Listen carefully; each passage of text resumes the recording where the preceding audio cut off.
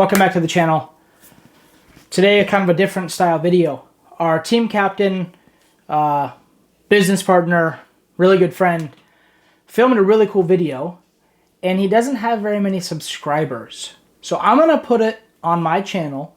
Marcus is giving away a basket when he gets to 1,000 subscribers. So I'm going to put his his YouTube right here. Make sure to go subscribe. Make sure to go like. Make sure to keep in touch with his new content. Until then, enjoy this video. Thank you guys for watching, and I'll see you in the next one.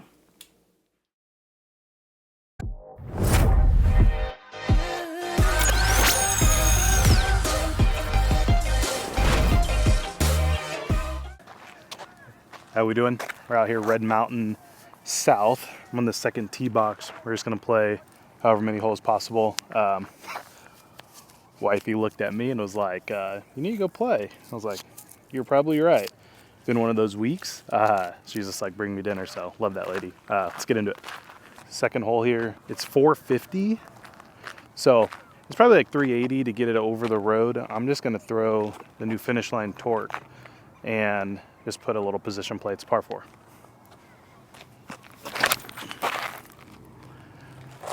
So 8 speed, 8502.5. There's like 90 of you subbed, so we love you. All I'm doing out here today is just throwing some frisbee. Just got off a busy week of work, so just really come out here just to throw a few. Super excited. There's some new discs in production currently, and we just recently launched some discs over the last couple weeks, so wanted to give y'all a little look. Go check out Drew's video if you haven't seen it yet. He really goes through them, and again, he's got some of the best form that's out there, but I throw it probably closer to the distance that most of y'all throw it, so if you wanted to get another perspective, see how they fly, stay tuned. All right, so little position shot to get to here. Probably have like 200. I'm just gonna go chip sidearm. This is actually the torque as well.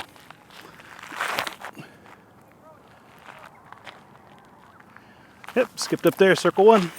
Should be a birdie. All right, so you start on the second hole, is par 4, just a couple chip shots for the birdie. I'm gonna go sidearm. This is hole 3 here, about 320, 330 feet. To be honest, it's probably like on my edge here, so I'm going interval, which is a little bit of a less stable distance driver out of the 2 that we have coming out. I'll show you the other one here in a couple holes, but go ahead and see if I can get this guy out there.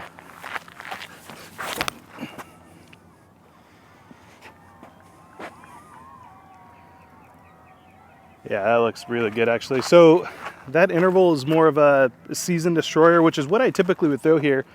Anything more stable, I probably have to knife a little bit more than I want to, but yeah, that was a good one. So as y'all know, or maybe you don't know, but I work with Drew on Finish Line discs.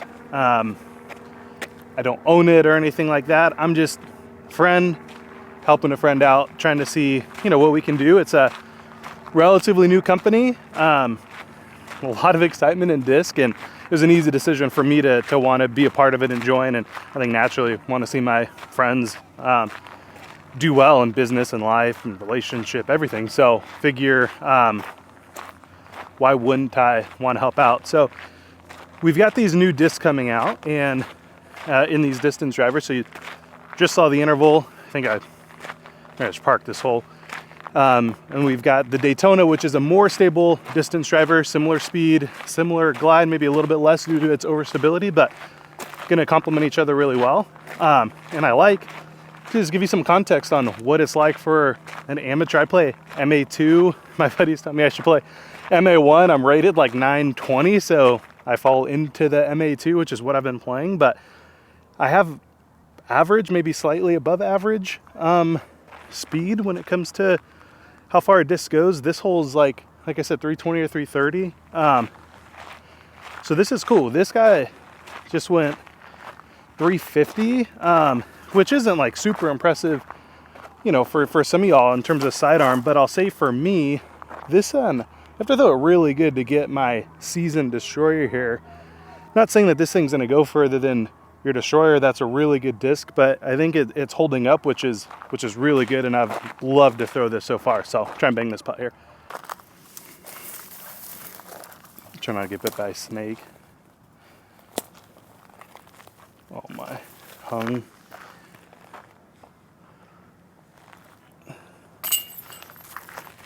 There you go, little Annie putt. On the 4th hole here, my 3rd. This hole's 330. So I'm gonna show a couple different ways. It's kind of a tricky one. It's dead straight 330, just outside of, I'd say, what I'd throw a mid-range. So I'm going rally, which is 8.5 minus 1.1, just dropped. Get a little turn. It's gonna come back, first ace rally on camera. Oh my goodness. I will try to rip on this composite Supra. Again, retooled version, slightly more stable, and give it a little bit of hyzer. I think it's still gonna flip up here.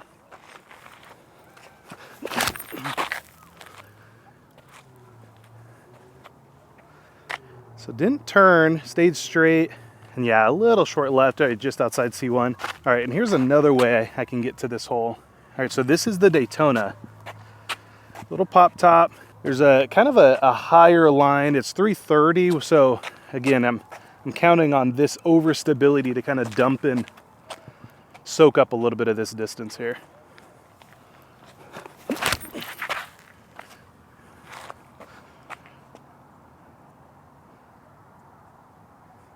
Oof. I think that's either just short or right in front of the basket. That was a pretty good rip for me. The Daytona for me flies like my most overstable destroyer. So I have a 21 like pop top, red rimmed Calvin destroyer. It probably flies most like that. I recently took that destroyer out and put in one of the ESP Venoms. Put one of those in play, and it's, I wouldn't say it's like the most overstable Venom that I've seen, but it's pretty stable. And I'd say this flies like that, so it's good. Headwind disc, forced turnover, right? Being able to get it to do what we want it to do and know that it's never going to the right. And what do? In the Daytona is they go fast and they go left. So don't know if that inspired the name, but maybe it did. And there's the rally. And there's the Daytona. Again, holes 330, like I'd take those any day of the week. And then the Supra, that's a little short. So yeah, C2, not bad. Probably don't need to record it, but got to make those. See this is pointing me this way. This used to be a kind of a shortish par 3. It's like 280. Now it's a par 3 that's, I think laser is like, it's like 375, but it's uphill. So I just think this is pretty close. I've got a tailwind, so I'm gonna try and be a little ambitious here and just rip on the torque. Called it the torque because I'm gonna take a little bit of Annie and a little bit of torque here and just see if I can get it up there.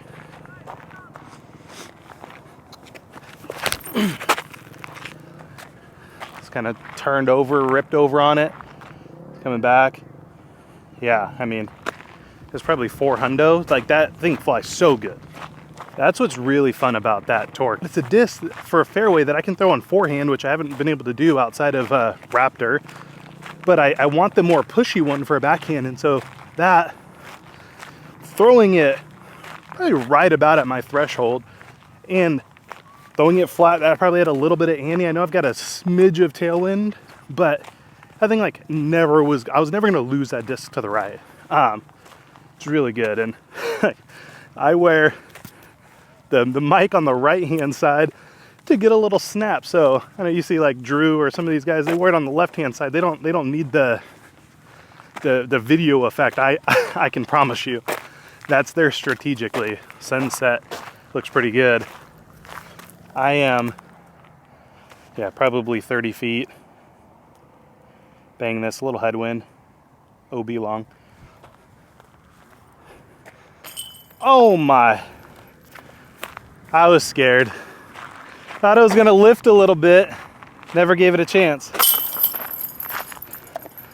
All right, pretty good. I mean, that's 3 for 4.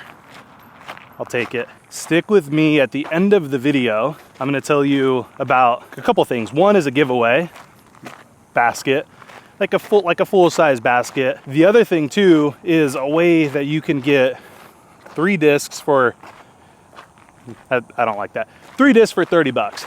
I'll be telling you at the end here. T-sign says 230. I'm pretty sure it's more like 250, 260. Probably a trash angle with all this overgrow, but you can kind of go dead straight. There's also a there's a little forehand line, so I'm going forged torque here.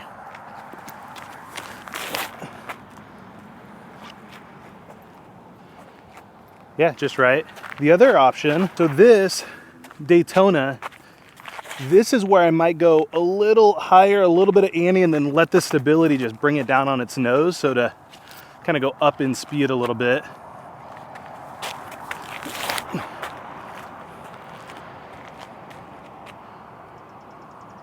Yeah, I mean, that's absolutely parked. So hopefully you can see that thing holds Annie, goes near the basket. Freaking absolute drop in with the Daytona. Not confident I didn't get a little bit of a roll because the way it was coming down right on the edge of that tree. Thought it was gonna be right here in this gully, like 25 feet, but let's see if we can't make one here. A little scared. Daytona, drop in, and then 3 for 5. Pretty good for me. All right, I'm gonna play 2 holes here. So hole 7, my 6th. Yeah, about 300 feet straight. And then there's a par 4 that's out there. Maybe it's 600 feet, or maybe it's a little bit shorter than that. I'm not too sure, but I'm gonna play both of these. It's kind of a 6th and 7th hole. Yeah.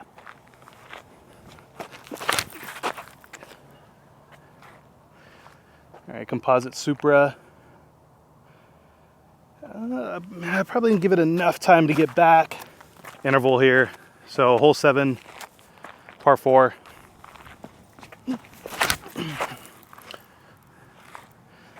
Yeah.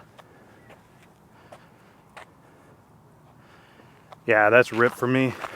I got probably a little bit of a wind read, more head cross than I thought, on a little bit of hyzer, and that's probably why it didn't have that much fight at the end. Had the distance about right, but I gave that interval a decent bit of hyzer, and that thing just like flipped up and wanted to fly super straight with a little bit of finish. Seen my disc out there. Not too sure I've thrown one too much further than that. This wind is really good though for it, so see if I can bang a long putt. All right, circle 2, at least I think. I guess when C2 feels like C1, that's a good thing. Still too low. All right, need to practice. All right, so 3 down through 6. I'm walking up here to the drive. I'm normally like right in this area, which doesn't mean much, but probably about 375 off the tee. Or I can try and maybe boost one over there, but kept this one in the fairway. Got to pass these bushes. Like I said, one of the more further shots I've thrown, so let's get this one up and down. Should be straightforward. All right, something I'm messing with is standstill. So that is a Glow Supra. I was messing with these standstill mid-ranges.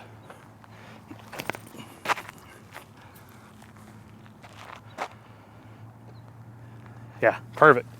So just outside of bullseye. Oh my goodness. Focus. Went in, but God, was that ugly. All right, 4 through 7. This is quite pretty. So if you can see the cop car lights, I don't really know what's going on. I didn't park over there, so it's not me. But the basket's there. There's a busted out cone, which y'all can't see, but I want to say that this hole is, I used to have it written down. I want to say it's like 400, honestly. A little bit of a headwind. Let me throw this on hyzer.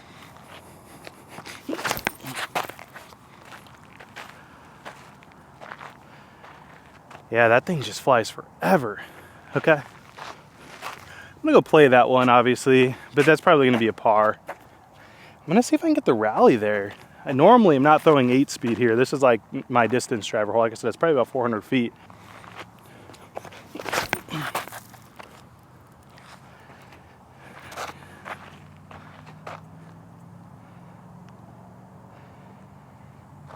That thing just goes forever. I love it. All right, I didn't mention it back there, but it's gonna be my last hole. I'm just kind of heading back. So there's a little 9-hole loop if you add that, but I skipped hole number 1. Like I said, sunset running low, 6:48 right now.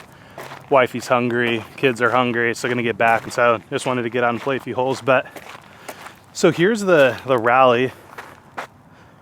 Not quite pin high. Thinking about it, I probably should have thrown the Era. Rally was a little short. This, I felt like if I hit it, it was gonna go too long.